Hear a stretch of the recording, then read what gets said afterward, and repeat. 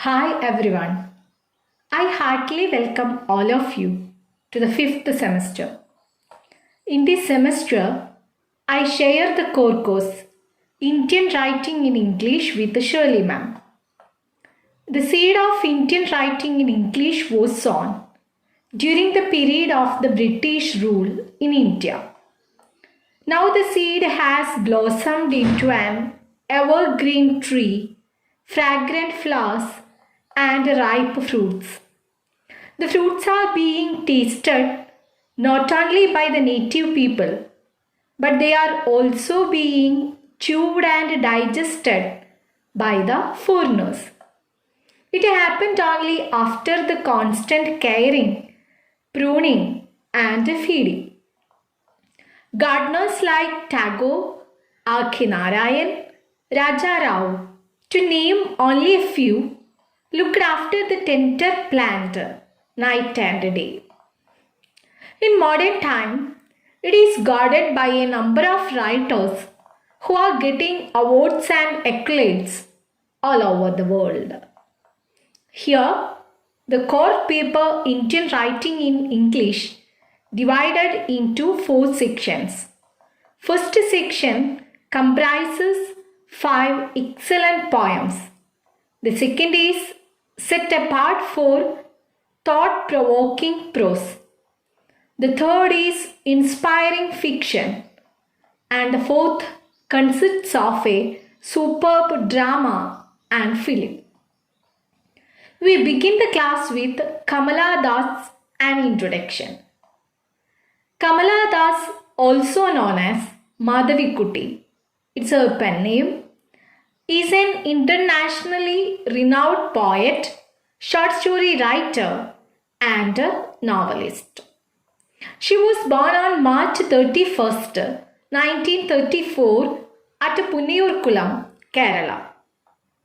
Das was born into a high-status family.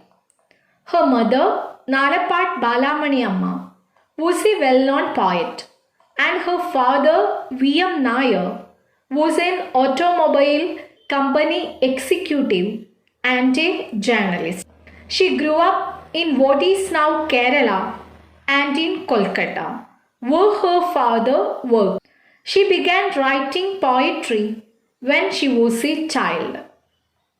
When she was 15 years old, she married Madhavadas, a banking executive many years her senior, and they moved to Mumbai. They had 3 sons. She is one of the few writers from Kerala who used to write smoothly both in English and Malayalam with a high standard. In fact, she was one of the most influential feminist writers. Her language exhibited liveliness and imaginative suggestions. She started writing in Malayalam under the pen name Madhavikutty during 1950s. However, she rose to fame in the Malayalam literary world with her work Ente Kada, which is said to be her real life story. Ente Kada was translated to more than 15 foreign languages. She is a very open-minded and self-righteous woman who portrays emotions, love, and lust in her works. Her works have a touch of originality in their content and style. Being a poetess, Kamala Das is successful in portraying her private zone of her life, such as love, marriage, sex, etc. Even the sexual encounters too. She has held quite integral positions as the Vice Chairperson, Kerala Sahitya Academy, Chairperson, Kerala Forestry Board, and worked as an editor in the Poet magazine and Illustrated Weekly of India. Madhavikutty was often criticized for her openness and her reluctance to live according to the society's norms. In 1999, she controversially converted to Islam, renaming herself Kamala Suraya. She had also created a political party of her own, namely Lok Seva Charitable Trust, to concentrate on humanitarian work as well as to provide asylum to orphaned mothers. She has received many awards for her literary contribution. Some of them are Asian Poetry Prize for her work The Sirens, Kent Award for English Writing from Asian Countries for Summer in Calcutta, Asian World Prize, Sahitya Academy Award for Collected Poems in English, Vailar Ramavarma Sahitya Award, Kerala Sahitya Academy Award for Best Short Story, Tanuppu. At an age of 75, she died in the hospital in Pune on 31st May 2009. Today we are going to begin the poem An Introduction. The poem An Introduction by Kamala Das portrays her own life experiences. She was a conventional poetess. An introduction is very strongly conventional and may be one of the most conventional poems by Kamala Das. Each and every line of the poem is a capsule, sipped to comprise all her sadness and strong objection to the patriarchal society. Even though she portrays her own experiences, it is for all. She tries to generalize them for all. In an introduction, Das explores her complex emotions regarding the system controlling her life and the lives of countless suffering women. She also has the experience to back up her assertions about freedom and oppression, as she played a critical role in the establishment of the Indian feminist movement. This particular piece is one of her most well-known. It was published in her first collection, Summer in Calcutta, in 1965. The collection focuses on love and the pain that follows betrayal. Now we are going through the poem An Introduction by Kamala Das. First, we can go through the lines 1 to 13. Let me recite the lines for you. I don't know politics, but I know the names of those in power and can repeat them like days of week or names of months, beginning with Nehru. I am Indian, very brown, born in Malabar. I speak 3 languages, write in 2, dream in 1. Don't write in English, they said. English is not your mother tongue. Why not leave me alone? Critics, friends, visiting cousins, every one of you. Why not let me speak in any language I like? The language I speak becomes mine. Its distortions, its curenesses, all mine, mine alone. Now we are going through the glossary, then the paraphrase. Distortions. Distortions means a change that makes something different from the way it really is. Next word is curenesses. It means condition of being strange.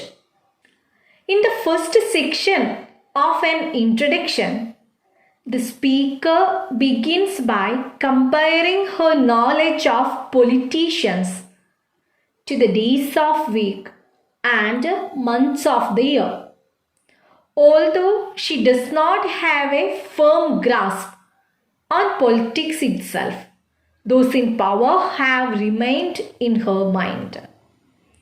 This shows their power to be much greater than their role should allow. She had no interest in politics. She knows the name of all who are in power, from India's first Prime Minister Jawaharlal Nehru onwards. Also, she claims that she can repeat all those names as easy as the days of a week or the names of months. After these opening lines that set the scene, the speaker moves on to describe her own being. She is Indian and she is very brown. Lastly, she is from Malabar in southwest India. These are the basics of her life, but of course, not everything. In this stanza, we can see poetess is very proud to say she is brown in color. Not brown, but very brown. First, she introduces herself saying she is an Indian, then reveals her color is very brown. After that, she is also proud to be born in Malabar. She adds that she is able to speak 3 languages, writing 2, dream in 1. Soon Kamala thus expresses her disagreement with the argues of her friends, visiting cousins, critics, and everybody asks her not to write in English language because it is not her mother tongue. Poetess will to tell them why are they not ready to leave her alone.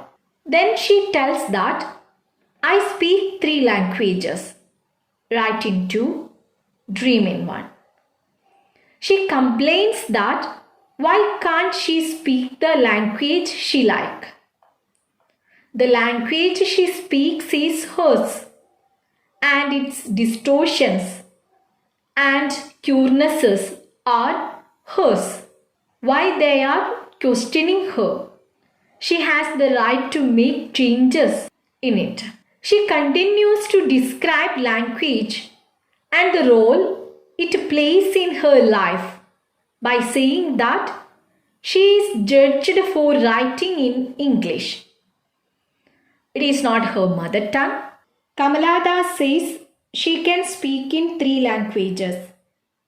She can speak in English, Malayalam and Hindi. She can write in 2 languages. She can write in Malayalam and English. But she is dreaming in 1.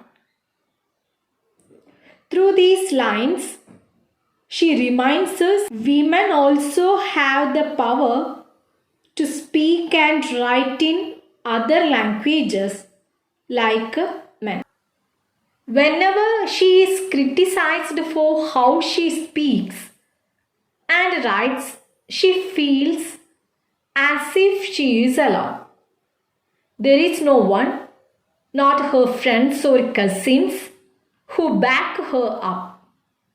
They are critics. She directs the next line at this group, asking them why they care what she speaks.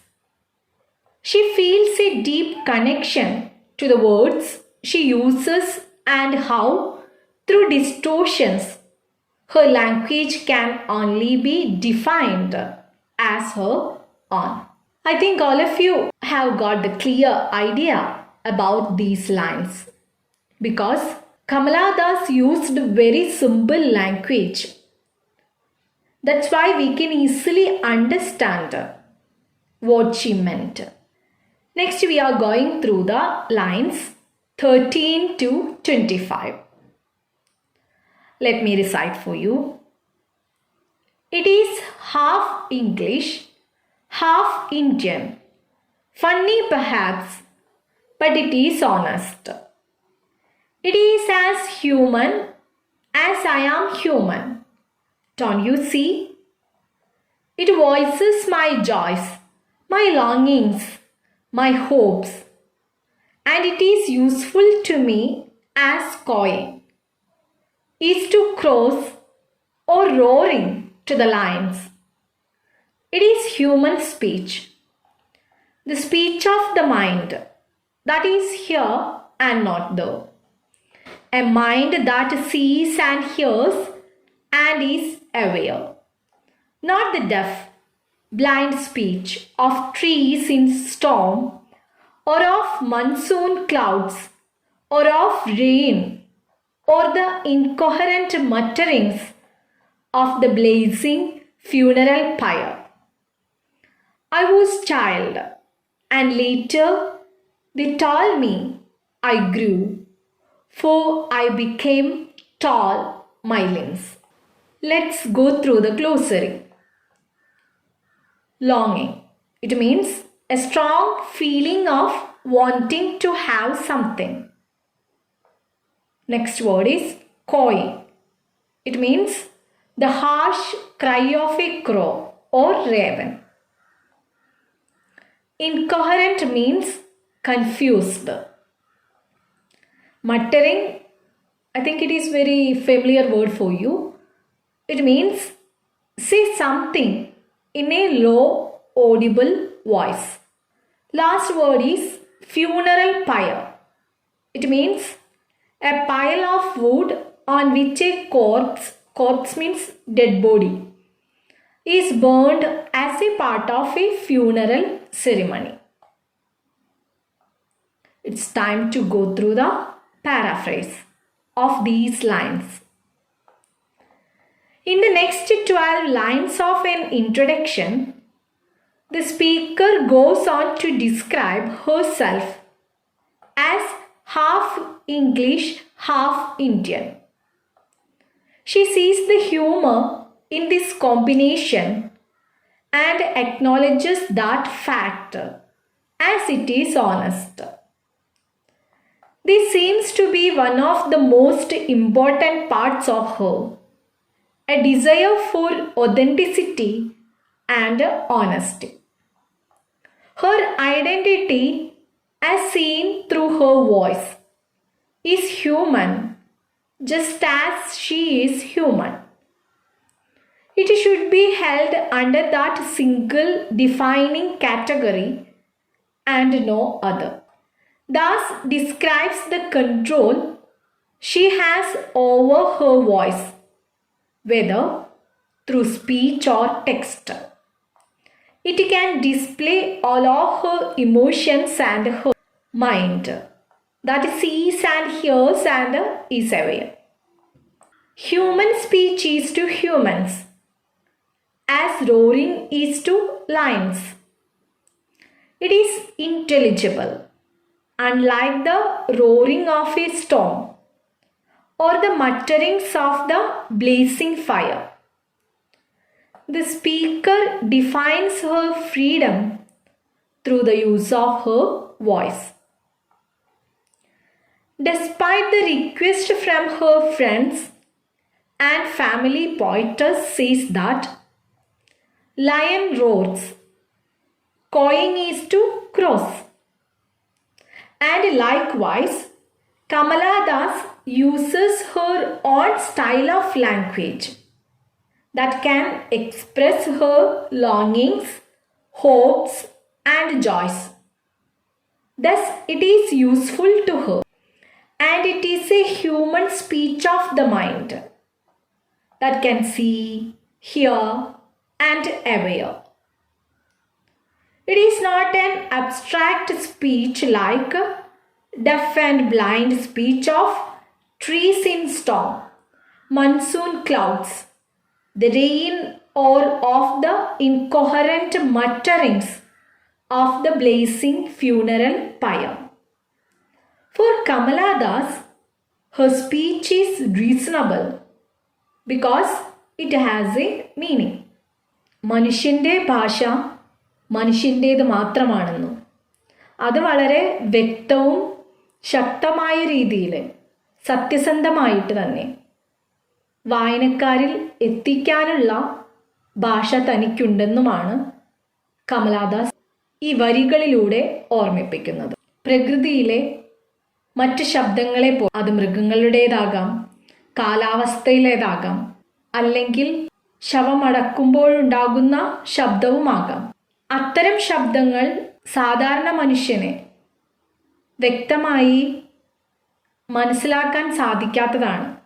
എന്നാൽ കമലാദാസ് ഉപയോഗിക്കുന്ന ഭാഷ വളരെ ശക്തവും സത്യസന്ധവും എല്ലാവരിലേക്കും ഈസിയായി എത്തുന്നതുമാണ്. The use of symbols like incoherent muttering of the blazing funeral pyre, deaf and blind speech of storm, monsoon clouds, rain, sounds, and roars of crows, lion, etc. are the very strong and powerful explosion of her tough and strong disapproval to her colleagues and relatives' opinion. I hope all of you have understood how Kamala Das gave reply to the criticizers. Now we are going through the lines 26 to 38. Let me recite these lines. Swelled and one or two places sprouted hair. When I asked for love, not knowing what else to ask, for he drew a youth of 16 into the bedroom and closed the door. He did not beat me, but my sad woman body felt so beaten. The weight of my breasts and womb crushed me. I shrank pitifully. Then I wore a shirt and my brother's trousers, cut my hair short, and ignored my womanliness. Dress in saris, be girl, be wife, they said. Be embroiderer, be cook, be a quarreler with servants. Fit in. Oh, belong, cried the categorizers. Let's go through the glossary. Swollen means enlarge. Next word, sprout. It means begin to grow. Last word is categorizers. It means to put people into groups of people that have the same features. We are going through the paraphrase of these lines. Now poetess starts to reveal something private from her life. Kamala Das always portrays her painful situations in her sexual life. Here in the poem, an introduction, author tells, I was child and later they told me I grew. For I became tall, my limbs swelled, and one or two places sprouted hair. She was a child, but her parents told her she has grown up. But it was only in means of her height. She got hair in her secret parts, and her limbs are swollen. Her unhappiness is defined in the next section of lines of an introduction and is directly related to a need for freedom. When she was young, she asked for love because she did not know what else to want. This entered with her marriage at 16 and the closing of a bedroom door. Kamala Das asked for love. Her father brought a man into her bedroom and closed the door. Sad woman body felt so beaten. Kamala Das again goes deep, exploring her private experience being a wife in her early age. She got a husband in her early age, when she was just 16. In their private room, she felt like she was beaten. The term beaten is represented not exactly for beaten by her husband, but it symbolizes the pain she had in her sexual life. Her body was just growing up. It was not completely ready to be a sexual partner, being a wife. It's clear that Kamala Das had no happiness in her married life. Soon she mentions, "The weight of my breasts and womb crushed me." This indicates pregnancy. She could not bear the weight of her breasts and felt crushed by the womb. It pushed her to shrink in a corner. After that, she thought of being a tomboy, not to sit in a corner. She wanted to escape from this. That's why she decided to become a boy. She wore her brother's trousers and a shirt and cut her long hair short. She chose dress of a boy because the dress sari always indicates a girl or wife. She wants to escape from the role of a wife or a girl. Her tomboyish nature made disgust in the minds of the so-called categorizers, the people who categorize men and women with the limitations in freedom.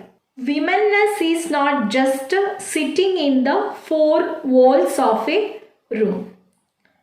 Then we can see that her in-laws started to remind her duties. You should wear saris because you are a girl, you are a wife. You can be an embroiderer. You can be a very good cook. You have the right to quarrel with servants. But you don't have the right to act as a man. You don't have the right to wear the dresses you like. That means you don't have the right to wear the shirts and trousers. You should wear saris. You can be embroiderer, very good cook, and even you can control your servants. Society always reminds her being a woman or girl. This line of an introduction is interesting as she is placing her own body in one of the categorizers she rebelled against in the first stanza. It is due to the simplification of a woman as nothing more than a body that led her to marriage at 16. She also places blame on her own body for leading her to this place. Her distinctly female parts, breasts and womb, are a crushing weight on her life. The pressure placed on her by her husband and by her family led to an emotional and mental shrinking. It was a pitiful process, but it ended. She goes on to state that a change came over her. She decided to put on her brother's trousers and cut off her hair. The speaker is ridding herself of the female image that has harmed her. Now that she is remaking her identity, she is able to say no to the traditions of womanhood. These include fitting in and dressing in saris. The categorizers might tell her not to. Through these lines, Kamala Das reminds us women have also their right. They can wear any dress that they like. They can be engaged in any role she likes. I think this is enough for today's class. All of you please go through these lines well. We will continue the poem in our next class. Take care and stay at home. Thank you.